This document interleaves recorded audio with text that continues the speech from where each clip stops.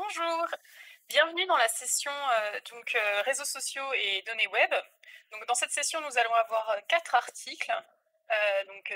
Détection de précurseurs d'événements basés sur les motifs sur les réseaux sociaux, Political Opposition and Group Polarization in Discussion on COVID-19 Treatments on Twitter, et découverte d'indicateurs de classement dans le web des données et versus générateur de tableaux comparatifs à partir de bases de connaissances. Nous avons 3 articles longs et un article court. Et donc, pour le premier article, nous avons Hiba Abou Jamra qui va présenter. Je lui laisse présenter son article. Bonjour, je m'appelle Hiba Abou Jamra, je suis une doctorante en 2e année de thèse au laboratoire LIB à l'Université de Bourgogne dans l'équipe des sciences des données et je vous présente aujourd'hui mes travaux de recherche qui ont pour objectif la détection des précurseurs d'événements dans les réseaux sociaux. Je commence par une introduction et une définition d'un signal faible, puis je passe à présenter l'approche choisie avec ces outils, puis la méthode et une série d'expérimentations qui sont faites sur des données issues de réseaux sociaux, et je termine avec une conclusion et des perspectives. D'abord, mes travaux de recherche sont financés par le projet Cocktail et ils ont pour objectif de déterminer parmi les signaux faibles quels en sont les précurseurs d'événements et de contextualiser les graphlets précurseurs d'événements afin de permettre aux experts du domaine d'interpréter les résultats obtenus. Cocktail est un projet interdisciplinaire qui a pour objectif de créer un observatoire en temps réel des tendances et des signaux faibles circulant sur Twitter dans le domaine de l'alimentation et de la santé. Et c'est un projet qui regroupe des chercheurs en sciences sociales et communication, en sciences de goût et de l'alimentation et en informatique. D'abord, qu'est-ce qu'un signal faible ? Des chercheurs en sciences sociales et en informatique ont proposé plusieurs termes et définitions pour un signal faible, dont information incomplète et imprécise, de faible intensité et de faible visibilité, et ils ont posé le problème de l'interprétation là où on confond entre un signal faible et un bruit. Alors, les signaux faibles peuvent être considérés des précurseurs d'événements, puisque leur présence dans un espace de temps restreint anticipe l'apparition d'un événement. Et alors, ils n'existent pas a priori. Ils se sont construits a posteriori, après connaissance de l'événement. Je vous présente mes hypothèses de travail dans lesquelles je considère un événement comme un pic d'activité ou bien une variation importante dans une série d'interactions entre utilisateurs dans un réseau social, et ainsi sur l'importance de la topologie du réseau dans la propagation de l'information et alors dans la formation d'un événement. Et là, une question qui se pose, si des microstructures favorisant la propagation de l'information peuvent être considérées comme des précurseurs. Alors là, une des hypothèses, c'est qu'un signal faible dont l'amplitude est beaucoup moins importante que les autres peut contribuer de manière importante à la formation d'un événement. Une autre hypothèse, c'est si des motifs spécifiques ou bien des patterns dans un réseau peuvent être considérés comme des précurseurs d'événements. Puisque les méthodes statistiques conventionnelles ne permettent pas d'identifier facilement les précurseurs d'événements dans les réseaux sociaux, je propose une approche qui a pour objectif de définir une méthode d'analyse qui est basée sur la notion de graphlet afin de faciliter l'interprétabilité des résultats et pour démontrer expérimentalement que ces graphlets peuvent être des précurseurs d'événements. Avant de passer aux détails de l'approche choisie, je vous présente la notion des graphlets qui était introduite pour la première fois en 2004 et qui sont des sous-graphes de 2 jusqu'à 5 nœuds, induits et connectés, qui sont choisis parmi les nœuds d'un grand graphe. Je vous présente un exemple d'un graphe à 5 nœuds. Alors, après l'énumération des graphlets, on obtient 5 nœuds de type G0 qui sont à 2 nœuds, comme le BA, le DC et le AE, 4 graphlets de type G1 qui sont à 3 nœuds, comme le BAE et le DCE, et un graphlet de type G2 qui est sous la forme d'un triangle à 3 sommets, comme le AEC par exemple. Les orbites sont les classes d'équivalence des graphlets, c'est-à-dire elles sont les positions auxquelles les nœuds appartiennent dans les graphlets. Là, on peut dire que les nœuds appartenant à une même orbite sont interchangeables, comme par exemple les nœuds appartenant à l'orbite 1 du graphlet G1. Si on reprend l'exemple précédent du graphe à 5 nœuds, le tableau suivant montre la distribution des orbites pour un nœud particulier. Et là, on peut bien voir que le nœud E se retrouve 2 fois dans l'orbite 0 du graphlet G0, 2 fois dans l'orbite 1 du graphlet G1 et 1 fois dans l'orbite 3 du graphlet G2. Donc voilà un résumé des 30 différents types de graphlets de 2 jusqu'à 5 nœuds avec leur orbite correspondante allant de 0 jusqu'à 72.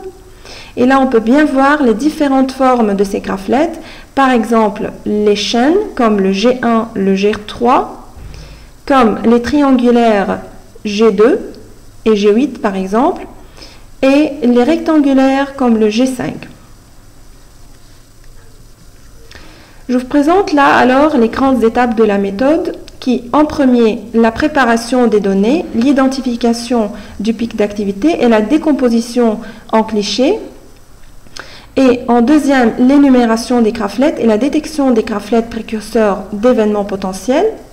Ensuite, la validation par différentes mesures que ces graphlets sont bien des précurseurs à travers la corrélation des séries temporelles. Et finalement, la contextualisation des résultats à travers une étude de la relation entre l'importance des nœuds et leur orbite afin de faciliter l'interprétation des résultats par les experts du domaine. Donc voilà la première étape qui est la préparation des données du pic d'activité et des clichés, dans laquelle on construit un graphe temporel qui est issu des données des réseaux sociaux représentant une série d'interactions ou bien de relations entre les entités à une date donnée. Alors, ce graphe sera transformé en une série temporelle dans laquelle j'identifie un pic d'activité, soit manuellement, soit avec des algorithmes comme ARIMA et EDM par exemple. Et ensuite, cette série temporelle est divisée en des clichés de temps prédéfinis en fonction de la durée ou bien de l'importance de l'événement à étudier. La deuxième grande étape, c'est l'énumération des graphlets, dans laquelle, pour chaque cliché S de T, le nombre de graphlets de 2 jusqu'à 5 nœuds est calculé au moyen de l'algorithme ORCA pour obtenir un vecteur numérique sous cette forme, où le Gx de T représente le nombre de graphlets de type X dans le cliché S de T. Et ensuite, ces valeurs sont normalisées avec une transformation proposée par Kanellakis, qui se base sur la moyenne et l'écart type. Cette normalisation rend le nombre de graphlets de chaque type comparable, de façon à ne pas écraser le signal faible. Ensuite, les vitesses correspondantes de ces valeurs normalisées sont calculées sous la forme d'une différence entre le nombre de graphlets à un temps t plus 1 et le nombre de graphlets à un temps t. Ces vitesses sont calculées pour les 30 différents types de graphlets, et ainsi pour les accélérations qui représentent une différence entre les vitesses à un temps t plus 1 et à un temps t. Les cas graphlets ayant les plus grandes vitesses et accélérations sont ensuite choisis comme précurseurs potentiels d'événements. Et alors le but du calcul des vitesses et des accélérations, c'est pour mettre en évidence les types de graphlets qui apparaissent juste avant les autres ou bien qui remontent de façon croissante. La troisième étape, c'est la validation de la méthode avec la cross-corrélation, qui est une mesure de similarité entre deux séries temporelles, X et Y par exemple, avec un décalage H associé, de façon que si H est positif, alors la série d'un graphlet qui est X est positivement corrélée avec la série temporelle initiale qui est Y. Cette mesure est effectuée pour toutes les séries temporelles des graphlets supposés des précurseurs et elle n'est qu'un début de preuve pour démontrer plus tard que la série temporelle d'un graphlet G de X prédit la série temporelle initiale. La dernière étape, qui est la contextualisation des résultats, a pour objectif d'étudier comment les nœuds influents se retrouvent au niveau des orbites des graphlets supposés comme précurseurs, dans laquelle les nœuds influents sont identifiés dans le graphe global à l'aide des algorithmes de centralité, comme le PageRank par exemple, et ensuite les orbites ou bien les positions correspondantes à ces nœuds identifiés sont calculés pour des clichés qui précèdent l'événement. Donc voilà un résumé de la méthode avec les 4 grandes étapes. Alors, les différents réseaux sociaux qui étaient utilisés pour les expérimentations sont en premier le réseau Twitter avec des données issues du projet Cocktail. Et là, j'ai fait une étude de cas de l'incendie Lubrizol. Là, on connaît l'événement. Et 2 autres réseaux benchmark dont on ne connaît pas l'événement, qui sont les interactions sur Facebook et les questions et réponses sur Matoverflow. Ensuite, les données de ces datasets sont transformées en des tuples à 3 composantes représentant les interactions entre les entités à une date donnée. Je vous présente là l'expérimentation faite sur le réseau Twitter et l'étude de cas de l'incendie à Lubrizol. Là, la série temporelle représente la relation des mentions entre les utilisateurs. L'événement, c'est la visite du président Macron le 30 octobre 2019 vers 18 h à l'usine de Lubrizol à Rouen. Alors, la période d'étude est réduite, dans ce cas-là, 2 jours avant l'événement, qui sont le 28 et le 29, et le jour de l'événement, qui est le 30 octobre. La série temporelle correspondante des mentions est divisée alors en des clichés d'1 heure. Là, je vous présente quelques résultats de l'énumération des graphlets 3 heures avant l'événement, c'est-à-dire entre 15 et 18 heures. Et alors là, les valeurs surlignées dans ce tableau correspondent aux graphlets qui remontent à partir de 16 heures avec leurs valeurs. Et les 2 autres types de graphlets sont juste un exemple pour comparer. Donc, les graphlets qui sont choisis comme précurseurs potentiels d'événements, dans les clichés de 16 et de 17 heures, le 30 octobre, sont les G2, le G5, le G8 et le G27. Mais d'autres types de graphlets comme le G4 et le G11 par exemple, commencent à remonter à partir de 18 heures. Alors ils sont alignés avec l'événement et donc on considère que ce ne sont pas des précurseurs, mais ils sont des signaux forts. Voilà une comparaison de la série temporelle initiale des mentions avec les séries temporelles des 2 des graphlets identifiés comme précurseurs potentiels qui sont le G8 et le G27. La méthode de cross-corrélation a été appliquée sur les graphlets supposés précurseurs avec la série temporelle initiale des mentions. Alors, voilà l'exemple du graphlet G8 qui présente une corrélation avec la série temporelle initiale avec un décalage H positif d'1 heure et une valeur assez élevée qui est égale à 0,8.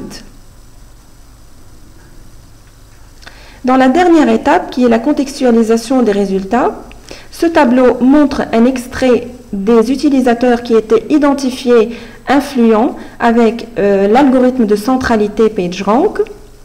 Et l'autre partie du tableau montre le nombre de fois dans lequel ces utilisateurs apparaissent dans les orbites des graphlets G2 et G27 qui étaient identifiés comme précurseurs dans les clichés de 15 jusqu'à 18 heures. Et alors là, on peut bien voir que les valeurs commencent à remonter à partir de 16 heures. Et ainsi que ces utilisateurs identifiés sont soit des journalistes, soit des médias. La même méthode est appliquée sur les 2 réseaux benchmark, Facebook et Matoverflow. Alors là, on sélectionne un événement pour chaque réseau, mais l'étude de la cross-corrélation ne permet pas de trouver des graphlets qui sont des précurseurs. D'où une piste d'interprétation des résultats et qu'il s'agit des jeux de données qui sont trop généralistes.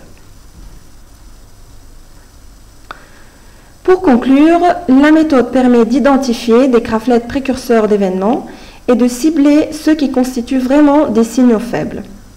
Ainsi, les expériences qui ont été faites sur des réseaux réels montrent vraiment la capacité de la méthode à détecter des précurseurs 2 heures avant un événement.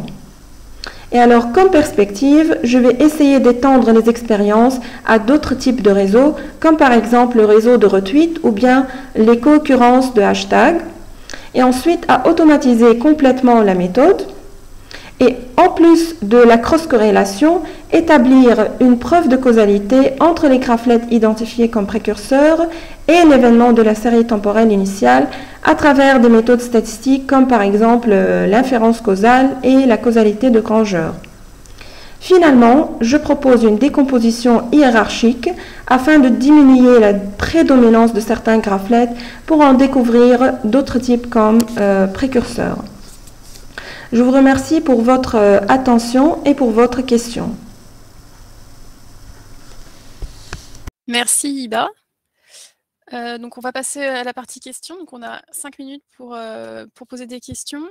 Donc vous pouvez, je ne sais pas si vous connaissez le principe, donc vous pouvez poser vos questions sur le live et on les retransmet à l'oratrice. Alors on a une première question. Comment les tweets sont choisis? Quelle est la distribution des graphlets quand il n'y a pas d'événement particulier ou juste pour des discussions entre amis? Alors, pour les tweets, en fait, c'est un corpus qui est choisi à partir des données issues de l'API de Twitter. Et alors, on suit un événement particulier là-dessus, puisque par exemple, sur l'étude faite de l'incendie Lubrizol, ça a conduit pas mal de tweets et de retweets et de mentions après la visite du président à l'usine, à Lubrizol à Rouen. Et alors, on a réduit le corpus des données, c'est-à-dire les tweets, pour avoir un corpus filtré par des hashtags ou bien des mots-clés qui correspondent à l'événement. C'est-à-dire, par exemple, on a choisi les hashtags ou bien les tweets qui contiennent Lubrizol, qui contiennent Rouen, qui contiennent incendie, etc. Et comme ça, on a commencé l'étude pour énumérer et pour détecter les précurseurs d'événements.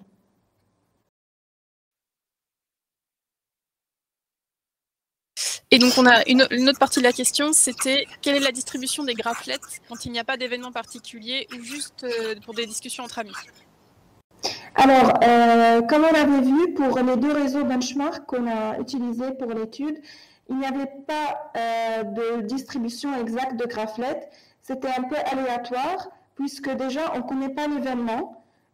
C'était juste un pic d'activité qui apparaît dans la série temporelle correspondante des deux réseaux Facebook et Matoverflow. Alors, c'est une distribution aléatoire de graphlets. Or que dans le réseau Twitter qui était plus ciblé, l'événement, on le connaît bien. Et alors, c'est pour ça qu'on a pu trouver certains types de graphlets qui représentent soit des communautés fermées ou bien des petits graphes de diffusion d'informations. Très bien. Alors, il y a une réaction de Nicolas Hervé qui dit oui, mais sur Twitter. Alors, j'ai pas bien compris ce que voulait dire Nicolas.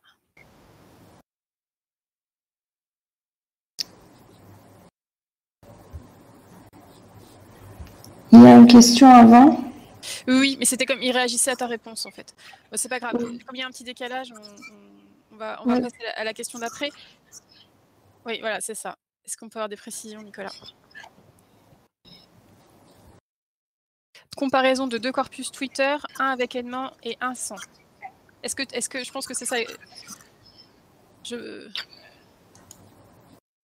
Donc, je pense que la question, c'est est-ce que vous avez fait une comparaison de deux corpus Twitter, un avec événement et un sans, puisque tu disais que sur Facebook ou sur Matoverflow, il n'y avait pas ces événements qui étaient détectés. Est-ce que tu as fait aussi cette comparaison sur deux corpus Twitter? Alors non, en fait sur Twitter, on cherche des événements qui sont plus réels, puisqu'on sait vraiment ce qui se passe. Et en fait, là, j'ai fait une deuxième étude sur le réseau Twitter, sur une loi qui avait été annoncée vers fin octobre 2020. C'est sur la PAC, la loi des véganes. Et alors, on a fait une deuxième étude sur cet événement pour savoir si on peut ressortir les mêmes types de graphlets comme l'on a fait pour l'événement Lubrizol ou pas. Donc, c'est plutôt le but dans le réseau Twitter de chercher des événements réels. Et non pas comme les réseaux benchmark qu'on avait utilisés avant. D'accord, merci. Et donc, il y a une autre question qui est qu'est-ce qui vous a poussé à choisir une fenêtre de cliché de 1 heure? Avez-vous essayé d'autres fenêtres de temps? Alors oui, d'abord l'étude a été faite sur des clichés d'un jour, puisque l'événement était sur, disons, une journée. Donc l'étude sur des clichés d'un jour n'était pas assez directe et on n'avait pas pu trouver les graphlets qu'on souhaitait.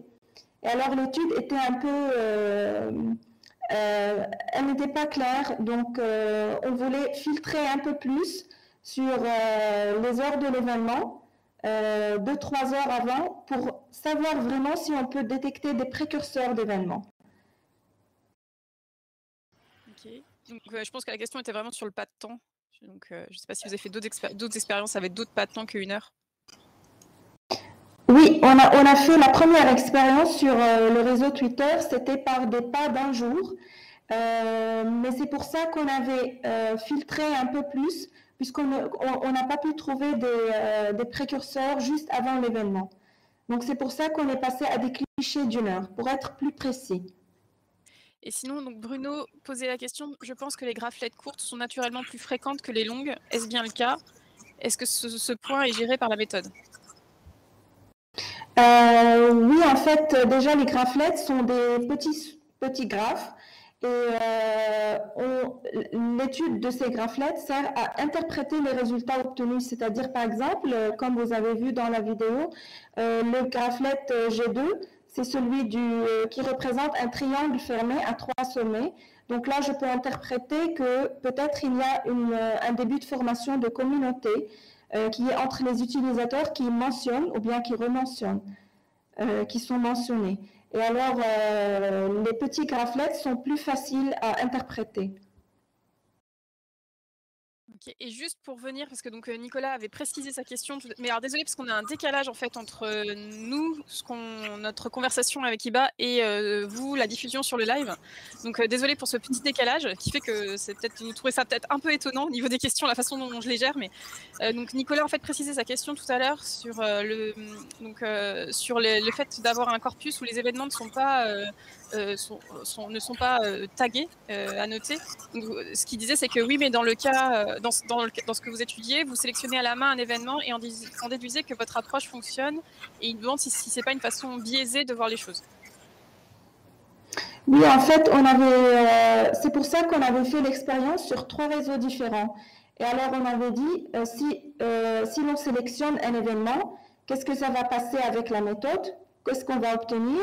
Et si l'on ne sélectionne pas un événement, qu'est-ce qu'on va obtenir? Alors, le point, c'est là que lorsqu'un événement est bien ciblé, lorsqu'on connaît bien qu'il y a un événement qui se passe, alors l'étude des graphlets va nous donner des résultats qui sont plus interprétables et qui sont plus proches de la réalité. Or que si je travaille avec un réseau dans lequel il y a des pics d'activité, par exemple, mais là on ne connaît pas l'événement, donc peut-être la méthode ne peut pas donner de bons résultats ou bien les résultats qui sont attendus. Mais elle fonctionne en tout cas. Mais donc je pense qu'en fait, Nicolas voulait dire juste que si vous utilisez cette méthode-là pour prédire quelque chose, je pense qu'il a l'impression que du coup, vous trichez d'une certaine façon, puisque vous prédisez quelque chose que vous savez déjà qui va arriver. Je pense que c'est. Je me permets, Nicolas, parce que comme il y a le décalage, je sais pas, je me permets de préciser, je pense que c'est dans ce sens-là. Oui, en fait, la méthode, en fait, le projet, c'est inscrit sous le cadre du projet Cocktail qui sert à, en fait, créer un observatoire en temps réel. Donc, finalement, on va arriver en temps réel à mettre la méthode en live, disons. Donc, ça va aider à prédire les événements avant qu'ils se passent. Mais là, on essaie de travailler un peu offline, c'est-à-dire on connaît a posteriori quel est l'événement qui s'est passé, par exemple, et on essaie d'appliquer la méthode pour voir si elle marche sur des événements réels. Alors peut-être on peut la remettre en live et en stream plus tard pour voir si elle peut nous aider à prédire des événements avant qu'ils se passent. Très bien, merci Iba. Alors on va s'arrêter là, parce que le temps est écoulé. Bonjour à tous, merci Peggy. Donc, je vais vous présenter ce travail sur la découverte automatique d'indicateurs de classement dans le web des données, qui a été réalisé donc, dans le laboratoire informatique de l'université de Tours. Donc, on est parti d'une question un peu simple, un peu naïve. Est-ce qu'on peut déterminer quels sont les plus grands peintres? Est-ce qu'on peut établir un classement? Si on part de cette question, qu'on va chercher un petit peu sur Internet, sur les différents sites, il y a différentes propositions. Par exemple, The Art of Wolf, il y a un expert qui présente son classement personnel. Sur le site ranker.com, on peut trouver un agrégat de ranking de différents utilisateurs qui ont été agrégés. Et ensuite, sur Artcyclopédia, qui est une encyclopédie sur des artistes, ils ont utilisé les données d'usage pour savoir quels étaient les artistes qui étaient les plus consultés. Donc, on obtient effectivement plusieurs réponses, et ce n'est pas étonnant parce qu'elles sont subjectives. Il y a quand même des points communs. On voit, par exemple, que Picasso est bien classé dans tous ces classements. Notre question, ça a été de se dire, à partir de là, est-ce nous, on est capable de découvrir des classements un peu plus objectifs pour les peintres, et même finalement, pas que pour les peintres, mais en fait pour un très grand nombre d'entités. L'idée derrière, pourquoi chercher des indicateurs de classement? L'idée, c'est d'arriver à étendre la science de la mesure à certaines disciplines où c'est peu utilisé, comme en culture, dans le sport, dans différents domaines, en géographie. Voilà. Donc l'idée, c'était vraiment d'étendre ce domaine-là. Alors pour cela, il fallait bien sûr partir d'une source de données. Donc on est parti du web des données, qui nous paraît être une source de données très pertinente pour construire des indicateurs par rapport au monde réel, puisque c'est une forme de jumeau numérique, c'est-à-dire que les entités qui sont décrites sur le web des données référencent des entités dans le monde réel. Donc on espère pouvoir avoir des indicateurs qui vont faire facilement sens dans le vrai monde. Et puis, il y a aussi des atouts structurels à cette source de données. D'abord, ce qu'on appelle le linked open data, bien, les données sont liées, ce qui va faciliter les traitements. On n'a pas besoin de faire de l'alignement, comme ce qui est fait, par exemple, pour les bases de données bibliographiques, qui est assez complexe. On a des données qui sont ouvertes, donc qui vont être transparents. Les indicateurs vont pouvoir être transparents et reproductibles à travers le temps. On pourra avoir l'évolution. Et enfin, une facette très importante du linked open data, c'est le fait qu'il repose sur le web sémantique, c'est-à-dire qu'on va avoir des relations entre les entités, des propriétés, qui donnent un sens à ces liens entre entités et qui permettent aussi, avec des ontologies, d'aller vers des méthodes avec du raisonnement. Donc, on peut espérer à terme avoir des indicateurs relativement fins. Il y a aussi, malheureusement, un énorme challenge, c'est qu'on est face à une source de données très riche, mais également très hétérogène. Et la difficulté, c'est comment arriver à traiter des disciplines très différentes avec un modèle unique, sachant que jusque-là, en sciences de la mesure, en général, par exemple en bibliométrie, lorsque les indicateurs ont été proposés, c'était pour un seul type de données. Il y a un seul genre, enfin, voilà. Alors que là, on a vraiment des choses qui vont être très, très incomparables entre les données biologiques, les données géographiques, etc. Alors, dans la littérature, il y a bien sûr déjà eu des travaux sur cette thématique-là, ce qu'on appelle le classement d'entités. Ça a été fait en fait sous deux angles différents. Il y a un premier angle qui est l'angle de la webométrie. Donc, la webométrie, c'est l'infométrie appliquée à la science appliquée au web des données. Et c'est vraiment une école issue donc, des travaux de la bibliométrie à l'origine et qui va avoir tendance à effacer, ignorer les liens sémantiques et juste prendre en compte bien les liens entrants, les liens sortants, mais sans prendre complètement en compte les labels. Et puis, il y a aussi l'entity ranking pour la recherche d'informations. Donc là, on a plutôt une école de l'information retrieval, de la recherche d'informations, avec de la centralité, des choses comme ça, des mesures comme le PageRank, des choses comme ça qui vont être utilisées. Mais là, à nouveau, en fait, ça a tendance à ignorer, en fait, à considérer tous les liens un petit peu sur le même plan. Nous, c'est quelque chose qui ne nous convient pas trop parce qu'on pense qu'un intérêt important du web sémantique est justement de pouvoir construire des indicateurs qui font sens dans le monde réel. Donc, on voudrait que les comptages et d'une signification. Et puis, de par le fait de tout agréger comme ça, en fait, on va avoir des indicateurs qui sont dépendants de la représentation. C'est-à-dire que la façon dont on va représenter les informations au sein de la base de connaissances, et voire même la quantité d'informations renseignées, va influencer les différents indicateurs.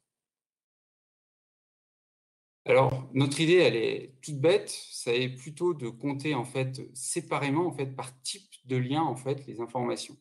Par exemple, on va, pour Picasso, bien prendre son nombre de créations. Ici, ça va être un premier indicateur. On peut avoir 1155 œuvres qui ont été créées par Picasso.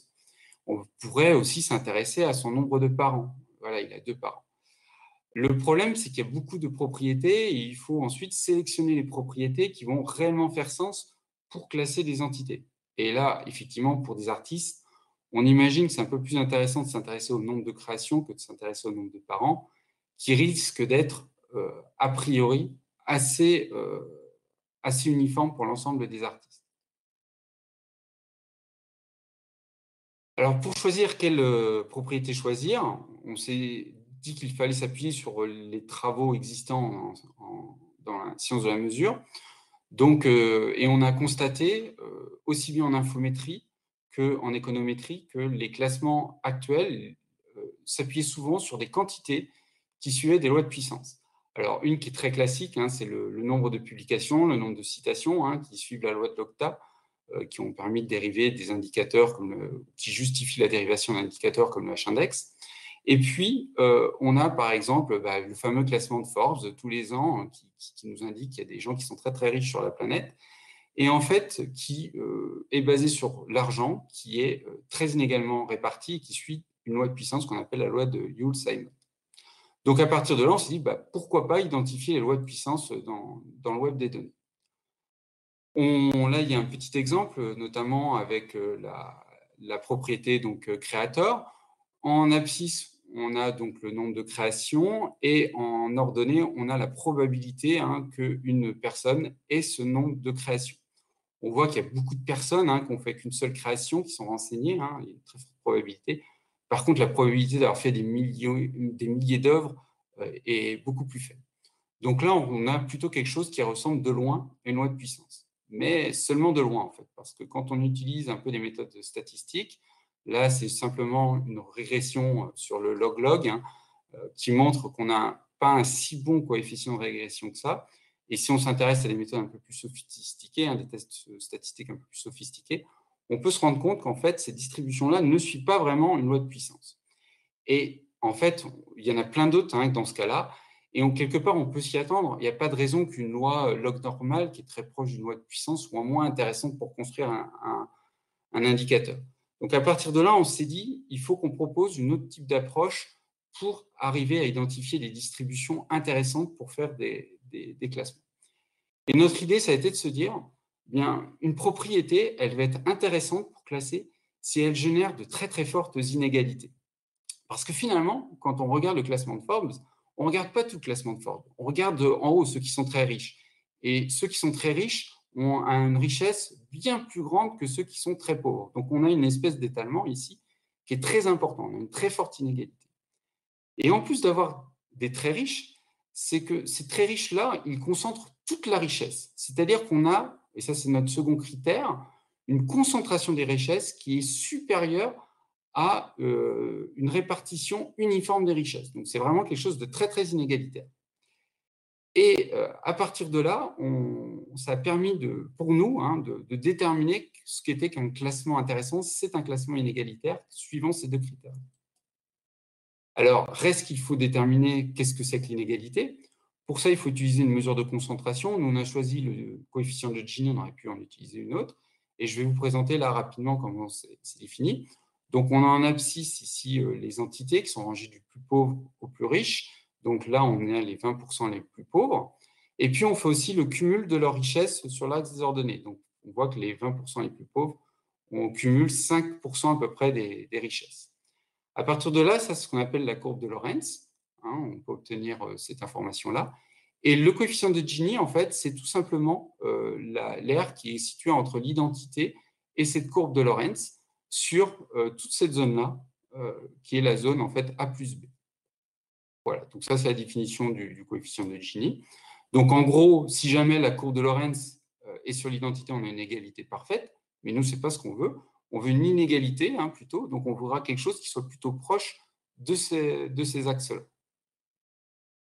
En réalité, avec le modèle qu'on a proposé, avec les deux critères, un domaine élevé, une concentration des richesses, on peut montrer que ça nous oblige à avoir un coefficient de Gini qui soit au moins supérieur à 1 tiers. Ce qui fait que nous, tous les classements vont être jugés pertinents à partir du moment qu'ils seront sous cette courbe-là.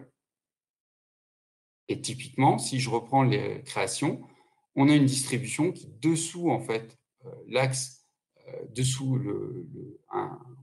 la courbe de Lorentz là pour l'uniforme, on a 0,8 comme coefficient, donc c'est très inégalitaire, donc pour nous, c'est un bon classement.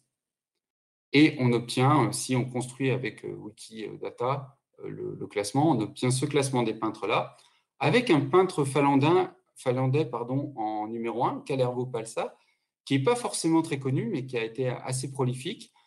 Il n'a même pas sa page Wikipédia sur Wikipédia français, mais avec cet indicateur de classement, il est jugé en tout cas très important. Et on voit que Picasso est seulement 13e par rapport au nombre d'œuvres.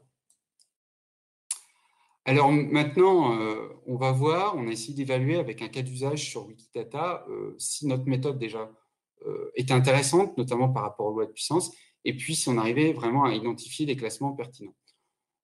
On a utilisé plutôt les propriétés inverses. Alors pourquoi les propriétés inverses? Enfin, les propriétés qui rentrent sur les nœuds, sur les entités. Pourquoi on a utilisé ça? Parce que les fonctionnalités sont plus inégalitaires dans ce sens-là, et donc on avait tendance à avoir de meilleurs indicateurs.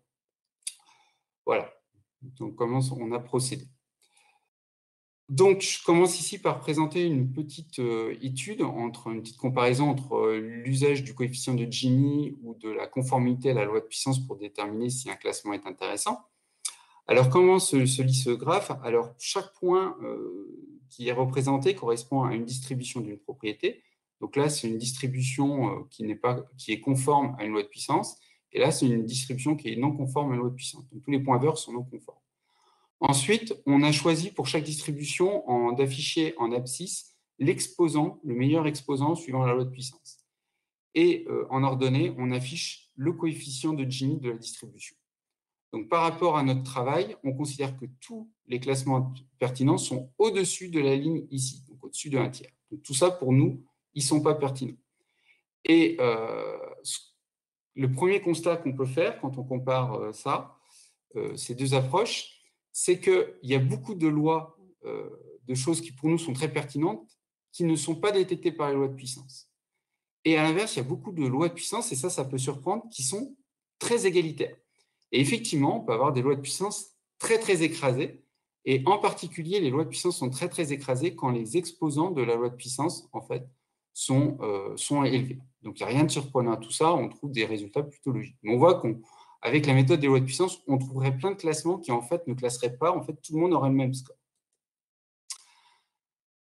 Si on observe maintenant les 20 meilleures propriétés pour ranger, on voit ici qu'il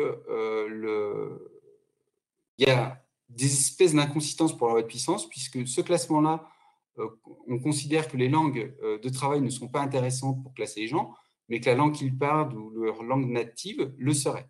Ce qui nous paraît un peu étonnant, qu'une langue, un coup, soit intéressante ou ne soit pas intéressante. Donc, on pense, là, sur des exemples comme ça tout simples, on observe des espèces d'incohérences aux lois de puissance, des choses qui ne sont pas détectées et qui seraient pertinentes.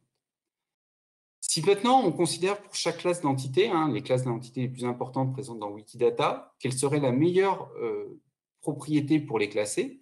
Donc, par exemple, les humains, leur nombre de créations, les taxons, le nombre d'espèces qui leur sont attachées, etc. Eh bien, on constate qu'on arrive vraiment, comme on le souhaitait au départ, à classer des choses dans des domaines très différents, comme la biologie, le sport, la géographie, etc. Ce qui nous paraît être assez intéressant pour étendre l'espace de la science de la mesure. Chose aussi rassurante, on retrouve des indicateurs très utilisés en scientométrie, comme par exemple le nombre de publications pour un journal, et puis le nombre de citations pour un article, et également le nombre d'affiliations pour une université. On a également appliqué, pour chaque profession, on a essayé de voir qu'est-ce qui était le mieux pour les classer. Donc, par exemple, pour les acteurs, la méthode détermine qu'il peut être pertinent de prendre leur nombre de fois où ils ont été dans un casting, hein, donc le nombre de tournages, les écrivains, le nombre des scénarios écrits, les peintres, le nombre d'œuvres créées, etc., etc. Donc, on a des choses qui nous semblent relativement cohérentes.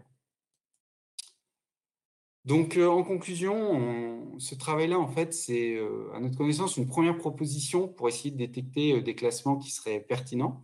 Jusqu'ici, les mesures d'inégalité étaient très souvent utilisées pour comparer, en fait, par exemple, si la répartition d'une richesse était plus inégalitairement répartie entre deux pays.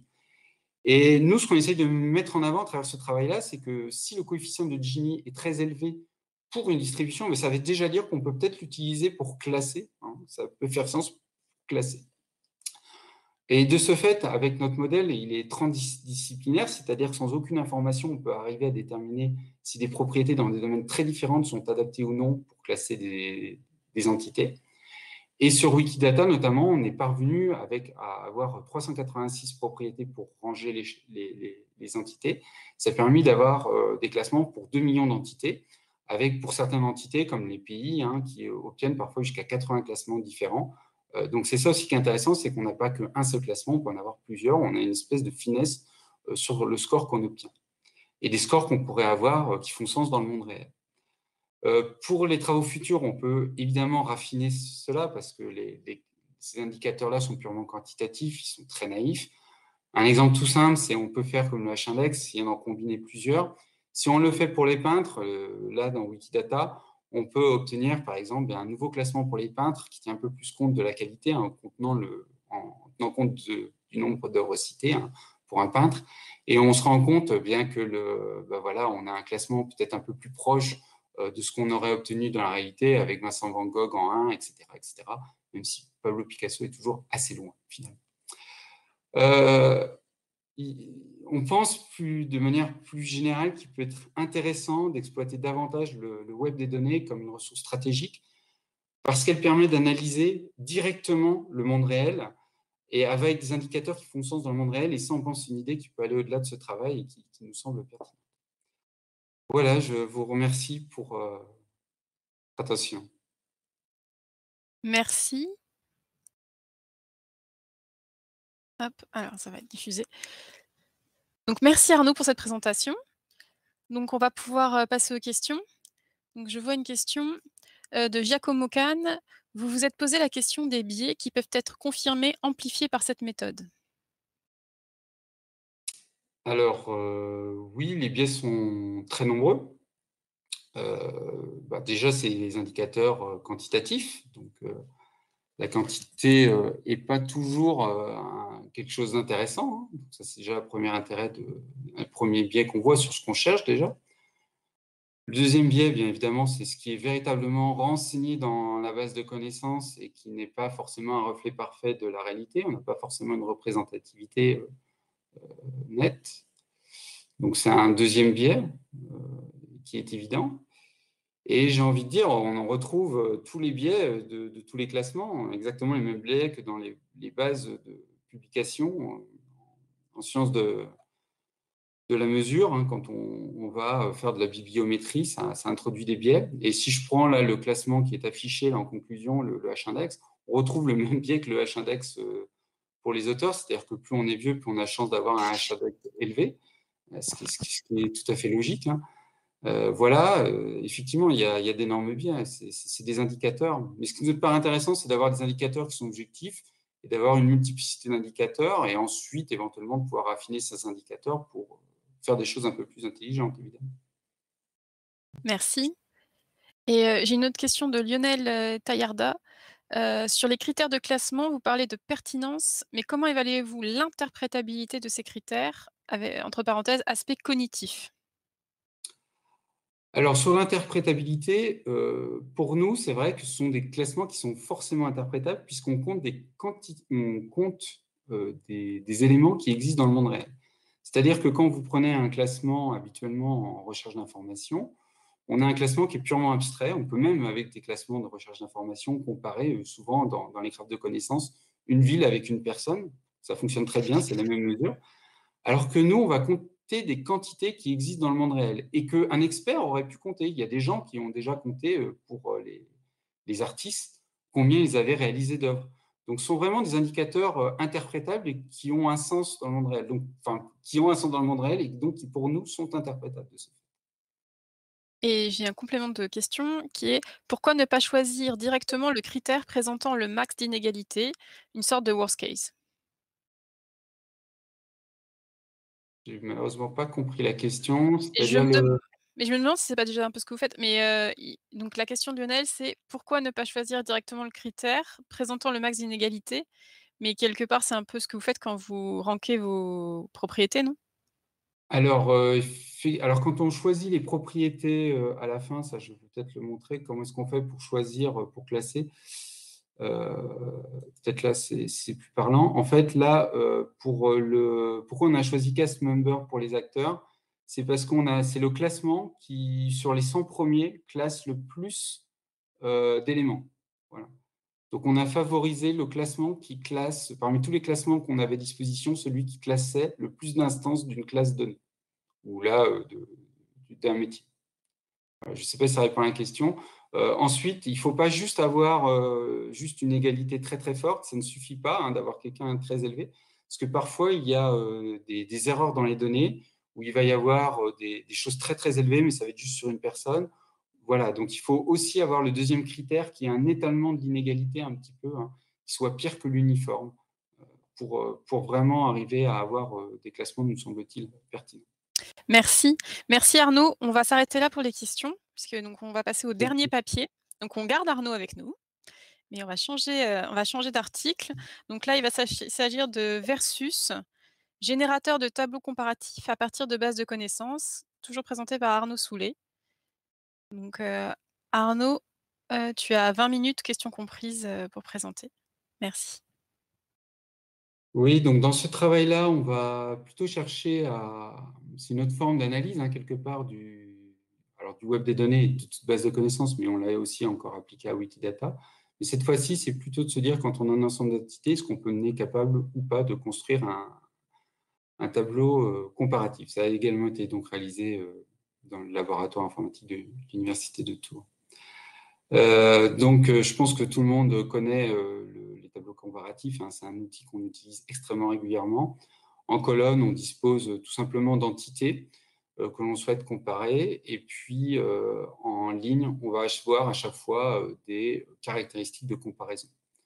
Donc, très souvent, on construit des tableaux comparatifs pour ce qu'on appelle l'aide à la décision compensatoire, c'est-à-dire qu'on regarde pour une même caractéristique quels sont les avantages ou les inconvénients. Donc, par exemple, pour une tablette, on préfère avoir un écran de grande taille. Voilà.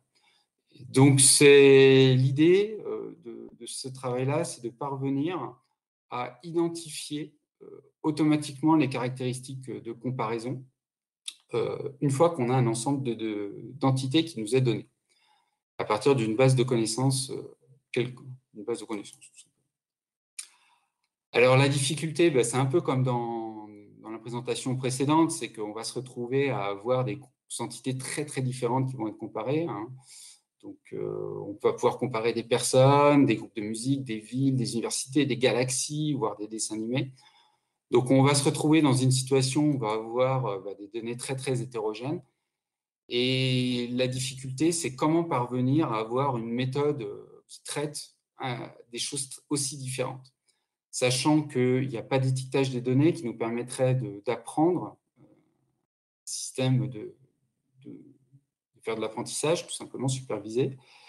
Et puis, il n'y a pas, à notre connaissance, de modèles théoriques sur lesquels les gens ont déjà réfléchi et qu'est-ce que c'est qu'une caractéristique de comparaison. Alors, dans la littérature, il y a quand même des tâches un petit peu relatives, notamment il y a une tâche qui me paraissait assez proche initialement, qui était la génération automatique d'infoboîtes. Donc, les infoboîtes, vous savez, c'est ce qui apparaît quand on tape sous les navigateurs une personne connue. Il y a sur la droite, il y a quelque chose qui décrit un peu cette entité. La difficulté, c'est que les caractéristiques qui sont choisies pour caractériser cette entité sont en général des caractéristiques très spécifiques. Par exemple, vous voyez, pour Ada Lovelace, on va avoir ici ses enfants, sa liste d'enfants. Évidemment, si on a deux personnes, ils vont, a priori, vont avoir plutôt des enfants différents. Et donc, ça n'a pas forcément un intérêt très fort pour comparer deux entités. Donc, on imagine qu'avec une telle approche, on va plutôt avoir une précision faible. Alors, il y a quelque chose qui ressemble dans la littérature un peu plus à ce qu'on veut faire, c'est ce qu'on appelle de la génération de facettes. Donc, la génération de facettes, ça existe pour le web sémantique, même si là, j'ai mis un extrait d'un site marchand. Donc, la génération de facettes, l'idée, c'est d'arriver à trouver, quand on a une collection d'éléments, des caractéristiques qui permettent de naviguer dedans. Donc là, par exemple, on va avoir le prix pour naviguer dans les tablettes ou la taille de l'écran, justement, où on voudrait qu'il y ait la taille de l'écran qui nous permette de naviguer. Mais justement, comme c'est souvent établi de manière manuelle, même s'il y a quelques méthodes automatiques, et comme c'est établi pour une classe, on a des propriétés qui sont très générales. Par exemple, là, sur ce site marchand, on ne peut pas naviguer par taille d'écran, alors que pour chercher une tablette, ce qu'on veut, c'est avoir une tablette large pour être plus à l'aise pour faire ses cours à distance. Il y a un troisième travail aussi très intéressant de Petrova qui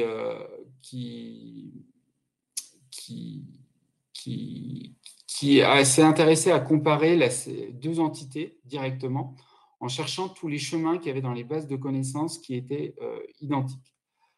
Le problème de cette approche, c'est qu'on a des similarités intéressantes, mais vous voyez, dans la dissimilarité, on a souvent des choses qui ne sont pas pertinentes, comme par exemple des identifiants ici, par exemple, l'identifiant BNF n'a peu d'intérêt pour comparer ces deux entités. Et puis, comme il faut que les deux entités aient le même chemin pour qu'elles soient comparées, on ne va pas avoir la religion qui va être indiquée parce que ça n'a pas été renseigné pour Ada Lovelace. Et par exemple, comme Ada Lovelace n'a pas été membre d'une société savante, eh bien, cette caractéristique-là n'aurait pas été choisie, alors qu'il nous semble que c'est pertinent d'indiquer que Alan Turing a participé à la Royal Society. Donc, on aura une précision plutôt faible globalement.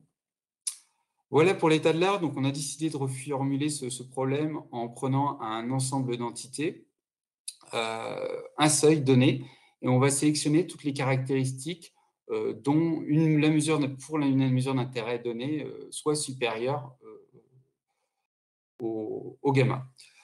Alors, pourquoi on a choisi un problème de satisfaction plutôt qu'un problème de top K? C'est qu'il y a souvent des très fortes inégalités dans la base de connaissances, donc c'est difficile de savoir par avance si on va avoir beaucoup ou pas de caractéristiques. La difficulté maintenant, évidemment, c'est qu'il faut qu'on trouve quelle mesure choisir pour savoir si nos caractéristiques sont intéressantes. Alors, on est reparti un petit peu de la même idée du travail de Petrova, c'est-à-dire qu'on va avoir une approche centrée sur les entités. On va prendre toutes les propriétés qu'ils ont de renseigner au moins pour une personne. Et voilà, donc cette fois-ci, on va bien prendre la religion et member of. Mais le problème, c'est que, vous voyez, on va obtenir vraiment beaucoup. On va en avoir 156, donc ça fait beaucoup trop de caractéristiques. Il va maintenant falloir filtrer. Pour cela, on s'est inspiré des travaux de Tversky en 1977 en psychologie. En fait, ces travaux-là, ils sont intéressants parce que c'est un travail qui indique que pour la similarité, en fait, quand on a besoin de comparer deux éléments, ce qu'on va faire, c'est qu'on va avoir un objet de référence. Par exemple, on va dire, surtout que c'est dans les années 70, le régime nord-coréen est un régime comme la République, le régime chinois. Voilà, parce que le régime chinois est plus connu que le régime nord-coréen. Donc, avec cette idée-là, on s'est dit qu'on pouvait peut-être faire la même chose pour les valeurs, c'est-à-dire qu'une valeur, pour qu'elle soit pertinente dans un tableau, devait être une valeur de référence. Ce qui, par exemple, on voit n'est pas le cas pour un identifiant parce qu'il n'est dit qu'une seule fois et n'est pas du tout intéressant, il ne représente rien pour l'utilisateur. Et il se trouve que ces valeurs-là qui représentent plutôt des valeurs non fréquentes quand elles ne sont pas de référence. Sauf que ce n'est pas tout à fait si simple parce que être membre de la Royal Society, bah, finalement, c'est quelque chose de très rare. Même peut-être de plus rare que d'être, je ne sais pas moi, incinéré au crématorium de Hawking. Donc, il faut tenir compte aussi du contexte des entités. Et là, par exemple, quand on a 2 employés de Cambridge, bah, ça devient intéressant d'être membre de la Royal Society. Ça paraît être une caractéristique plutôt intéressante. Donc, voilà un peu le principe général. Donc, comment on part? Ben, on part de l'ensemble d'entités. À partir de là, on ne va pas utiliser leur classe du tout, mais on va construire en fait des choses plus précises que les classes qu'on appelle des contextes. On va prendre toutes leurs similarités. Donc, par exemple, ils sont tous les deux mathématiciens. Ils ont tous les deux été employés par l'Université de Cambridge. Ils sont informaticiens. Ils sont tous les deux anglophones. Et ensuite, pour voir si une caractéristique est intéressante, par exemple, manner of death, on va regarder, voir si cette caractéristique-là est pertinente par rapport aux différents contextes pour lesquels Ada Lovelace et Alan Turing sont similaires. Voilà l'idée de base. Alors, si je coupe ce cube, voilà, je retrouve tous mes contextes ici. Donc là, je vais, pour voir si la mort par cause naturelle est une valeur de référence pertinente et me pousserait à choisir manière de mourir dans mon tableau, je vais regarder la probabilité conditionnelle d'observer natural cause dans tous les autres contextes, pour toutes les autres entités qui vérifient ce contexte-là.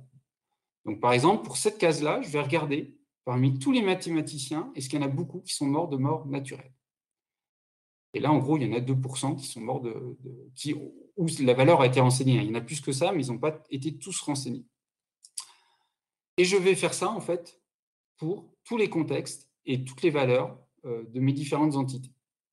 Et plus ces probabilités-là sont élevées, plus c'est une valeur de référence et plus je vais avoir une chance de sélectionner façon de mourir comme étant une caractéristique pertinente. Voilà un petit peu la démarche globale. La difficulté, c'est que comme on a plein de valeurs, il va falloir qu'on les agrège, on a plein de probabilités conditionnelles. Donc en gros, on a décidé de prendre la probabilité, il faut au moins, enfin, on a décidé de prendre une mesure qu'on appelle donc le niveau de référence contextuelle, qui est la probabilité d'être au moins une valeur de référence dans un contexte donné. Donc, ça revient en gros à faire un OU et à obtenir cette formule.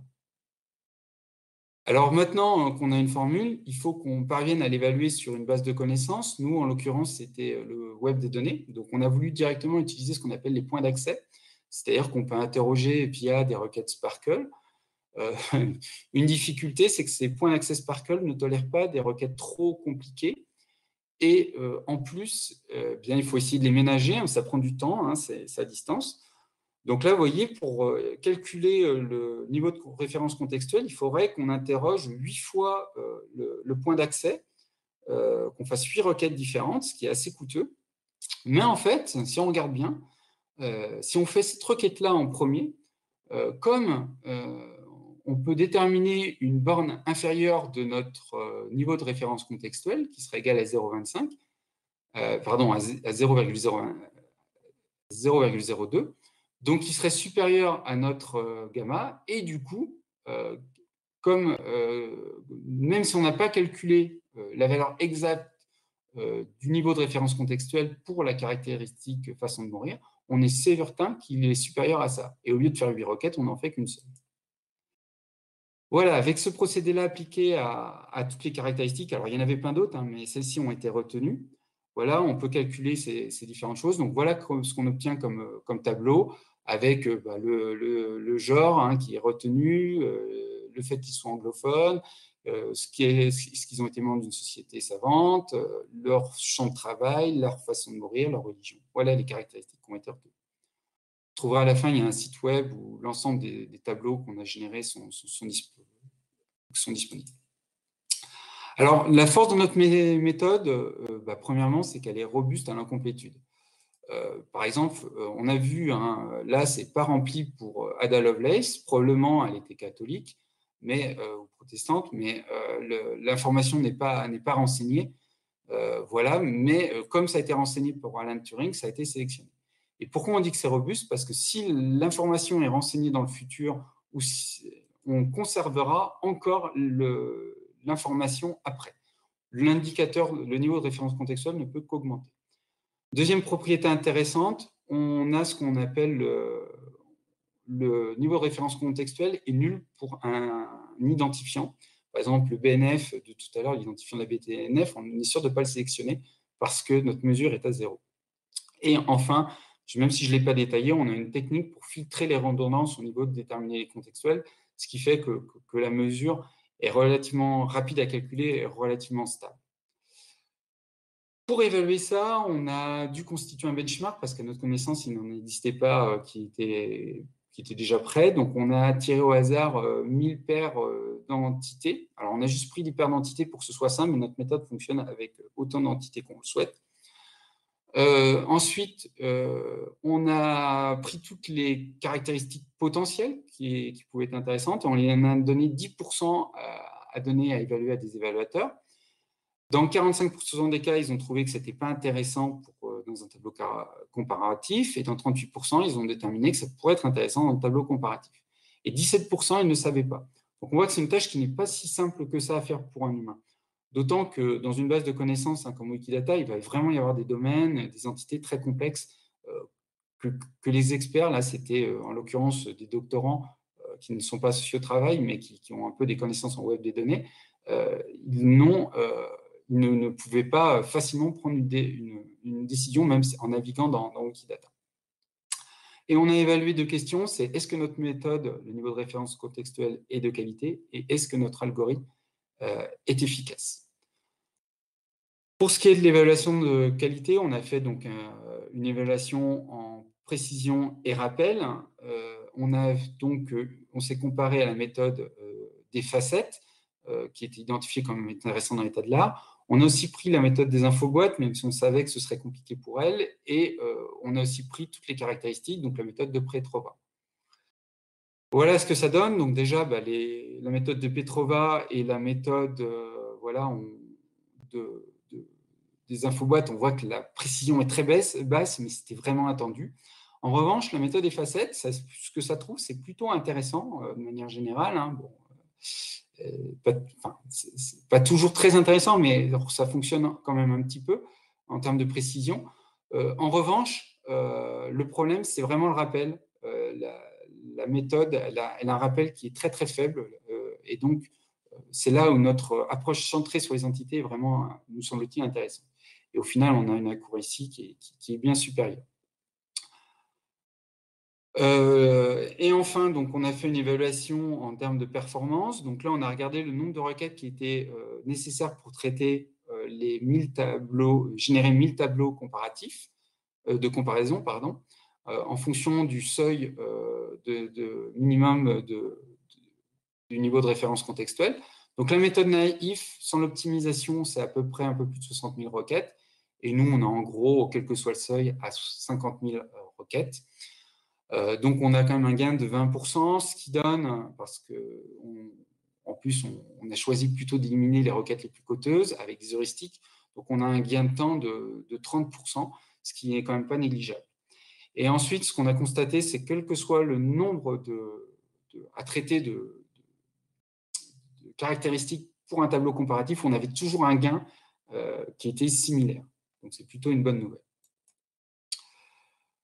En conclusion, on a essayé de présenter une méthode pour générer des tableaux comparatifs, en se centrant sur les entités. On voulait pour ça grandir le rappel. On a proposé une mesure qui avait une bonne précision, qui fonctionne bien, qui a un rappel encore un peu faible à notre sens.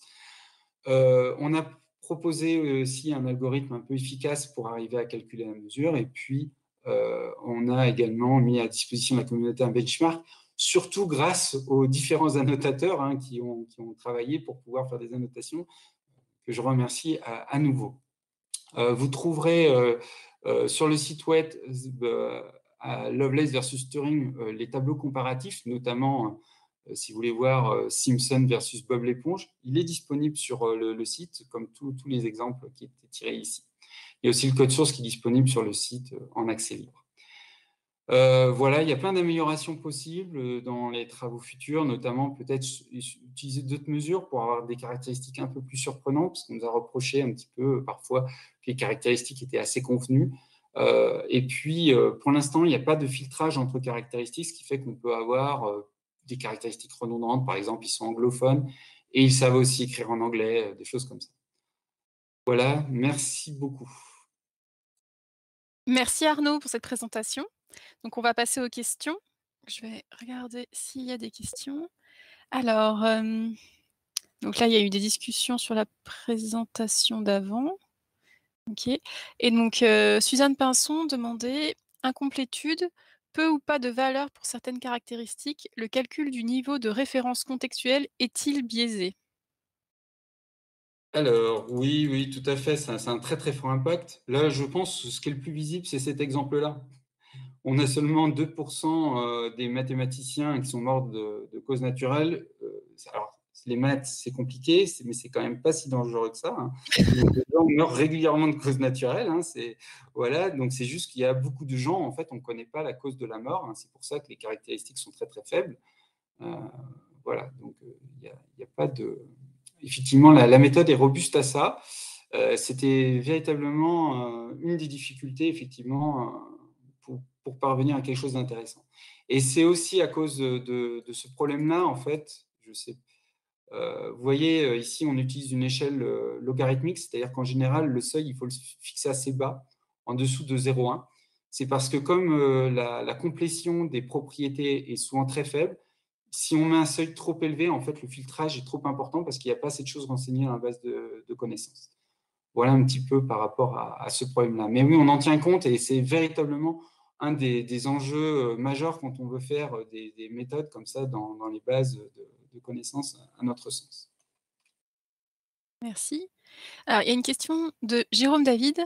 Pourquoi ne pas calculer la proba conditionnelle seulement sur les instances qui ont la propriété sensible?